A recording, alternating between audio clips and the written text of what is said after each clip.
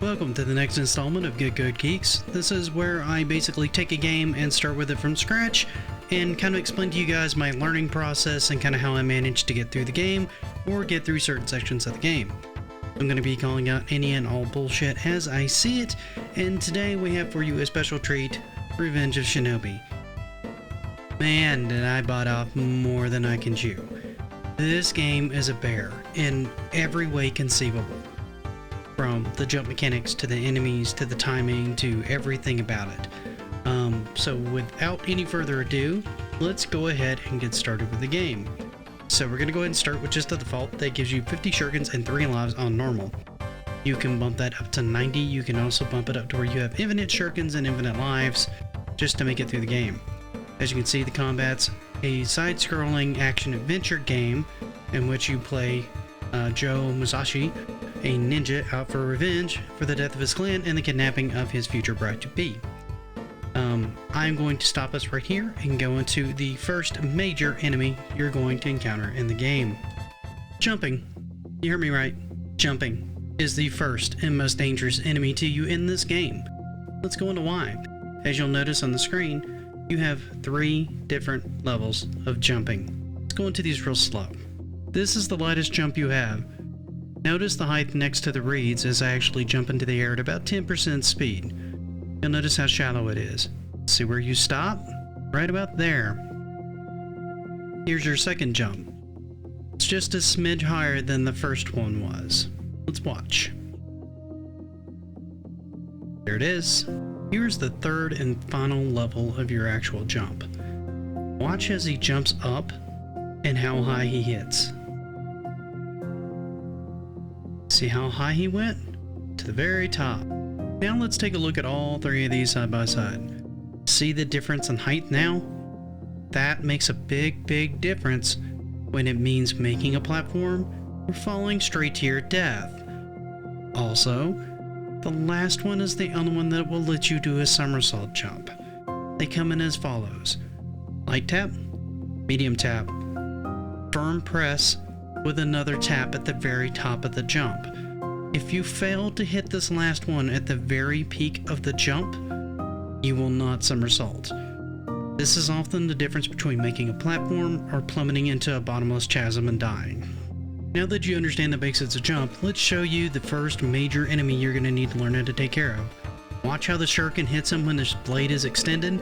That's the only way you can hit these enemies. If you don't hit them that way, you're going to waste a ton of shurikens trying to kill these guys. And shuriken conservation is key to this game. Believe it or not, killing that one shinobi is practice training for the end boss of this entire level. That's right. From the very beginning to the very ending of this game, enemies like what you're seeing on the screen here are key to training you in how to actually complete this game in a reasonable manner. Now, that's not to say that he acts exactly like that, but you have to wait for an opening with the end boss's sword in order to be able to execute any kind of strike that's going to be able to hit him. And he only has one vulnerable spot. There's about 3 different ways that you can actually deal with him we're going to cover as we go through the stage. As you can see, already, a lot of the stages in this game require a significant amount of patience and memorization.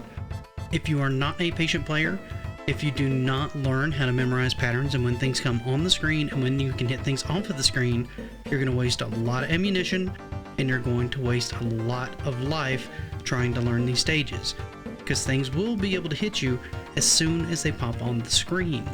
So if you're not observant, you'll never get very far in this game. But let's proceed into the next stage. You're going to notice when you jump in, you almost immediately get attacked. This game is notorious for this kind of stuff. I went ahead and threw a shuriken there, specifically because that guy's there and he'll hit you immediately. This game does this kind of all the time. Now this whole area really isn't too bad. You can jump up and you can hit these guys from down below, that way you don't have to like deal with them on the same level and they're much easier to deal with. You can kill the ninjas the same way. There's some shurikens in the box behind me, and you have to constantly watch out for dynamite, which is a common theme throughout the entirety of the game. For the most part, this stage doesn't really have a whole lot to offer that's really different, except for like a couple of small tricky bits. Like this box here, you always want to get, and the reason you always want to get it is because it gives you a free 1-up. So always make sure to hit that box. And the interesting thing is if you die here a lot, you'll never lose guys. Because every time you die, that box is there, and that box has a 1-up. Every single time. So that lets you practice this without having to use continues as much as you need to get good at it.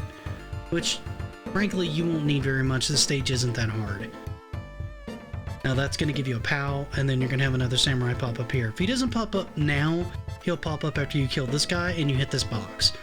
Just make sure that you pay attention when you're heading back, that you deal with him before you go back, otherwise you're just going to take a hit and lose your power up. Now, coming up is your first interesting bit where there's actually a hidden item. When you drop down in here, which is why you flipped that switch in the first place, there's a box right there that gives you 20 shurikens. You want to go ahead and hit that, because the more shurikens you can accumulate, the better. This part's kind of a pain in the ass. I had a lot of unfun times in this part, getting knocked around by ninja stars and thrown into bamboo, and it's just kind of a nightmare. This jump can become a little tricky, and you can kind of get pinned here between a bunch of guys, like you can see me doing right now. Eventually, you'll get the timing of it down, and it won't be so bad, but when you first start, get ready to get beat up there a lot. It's probably the hardest section of this particular part of the stage. Make sure you do a shallow jump when you come out of that area, primarily because those two ninjas will jump around and hit you a lot. Go ahead and collect those extra shurikens like I just did. And then here comes the next tricky bit. There's a samurai that comes out between these two elevators. And so you're going to need to like lure him out and then back up. See how I took a hit? You can do that without taking a hit, and then just hit him off screen by crouching and throwing 2 shurikens. That's the easiest way I found to deal with him. Now there's some extra, you'll notice I'm almost dead, and there's some health over here that you're going to want to get before you go into the next stage. Because if you're like me, you got kind of beat up. I know people that can go through this and keep the POW, and if you can do that, fantastic. So, as we come into this boss, now there are 3 ways to deal with this guy.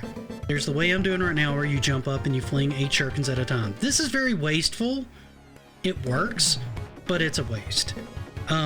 Usually once I get him to where he has a pinkish hue, I will use the lightning shield, walk in and stab him the rest of the way to kill him, which is what I'm going to do right now. Now, if your shurikens are powered up when you walk in here, just use the lightning shield, walk in, and kill him. It'll take like 3 hits. If you are good, you can jump, you can move in close to him, back up, jump up, hit him in the head with 1 shuriken until he does that, and then walk in with a lightning shield. That's probably optimum if you don't have the POW. But now we're going to go ahead and walk into what I consider hell, aka stage 2. This is noob hell. Welcome to noob hell. You immediately want to throw a shuriken and kill that guy. Then you want to hit this guy as he comes back down. These flying guys, they kind of suck. You have to really pay attention to your positioning or they will respawn. The easiest thing to do is to drop down and hit that guy off stage, and then kill this guy. Now, you're going to see me do a somersault flip and throw shurikens here in a little bit.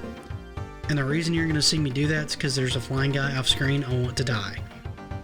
And then I'm going to kill this one because there's 2 in this area and they will bludgeon you. Notice that jump? This is hell. Welcome to hell. This is the first of 2 jumps of why I call this new hell. You have to wait for that to go off the screen for a little bit and then jump when it comes back down, and then double jump again and land on top of this box.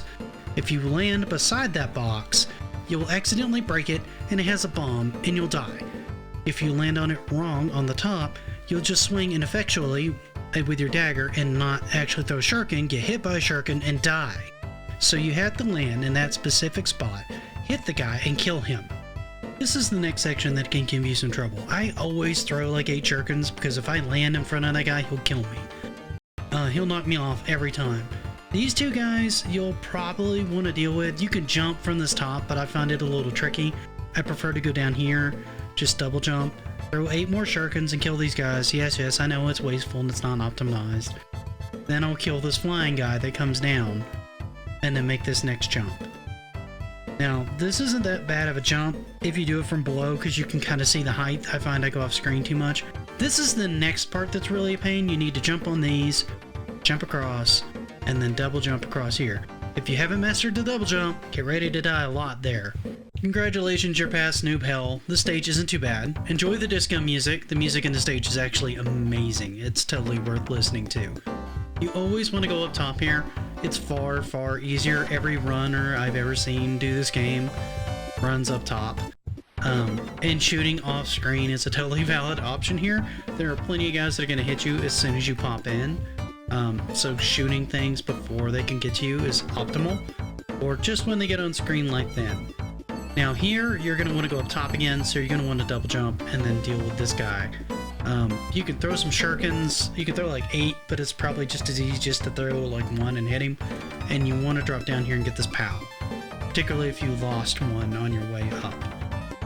Now, when you go across here, there's some shurikens here just past where you need to make this jump. Go ahead and get these, and then go up top. There should, I believe there's some life in here. No, there's more shurikens. There's some life a little bit further along. Like right about here, maybe? Yeah, there we go. And here's where you're gonna want to drop down. You can't really make that jump. I always try to throw 1 shuriken there. It doesn't work. You need to throw like 8, and that should kill the guy that's on that level, and then you can jump up there. Again, if you haven't mastered the double jump, you're going to have a bad time. Go ahead and pick up this health if you need it, and then we're going to go in and we're going to deal with the boss. Now, this boss can be a huge pain, or he can be relatively simple. I can't remember if I had trouble with him on this, but the easiest way to deal with him is to kind of crouch down, swing a couple times, or kick. You'll notice he has various different clones that are kind of flying away from him. He takes about 8 or 9 hits to be able to get rid of most of these clones, and then he gets much, much harder. Once he gets shadowed like this, he throws 4-star. The ideal way I found to deal with him once he hits this phase, and I don't think I accomplish it here, is you kind of have to get him angled towards a corner, and you hit him and kick him back, and then you can start flinging shurikens at him, and it'll keep him kind of like rebounding into the corner again and again and again. Let me see if I can cut to that here and kind of show that to you, but that's kind of like the best way to deal with him once he hits that phase. I think on this run I died a few times, and I finally got fed up and just decided to use my lightning shield here, because he was hitting me too much and I was having trouble corner aim. So at this point I managed to just start throwing shurikens off screen and hit him, and got enough into him that he died. It's a pretty valid tactic. There are much cleaner ways of doing it, but that should get you through this boss and into the beginning of round 3, which we'll pick up on next time. So come back next time for stages 3, 4, potentially 5, depending on how it goes. Keep on gaming, have a happy day, and I hope to see you on the next Get Good Geeks.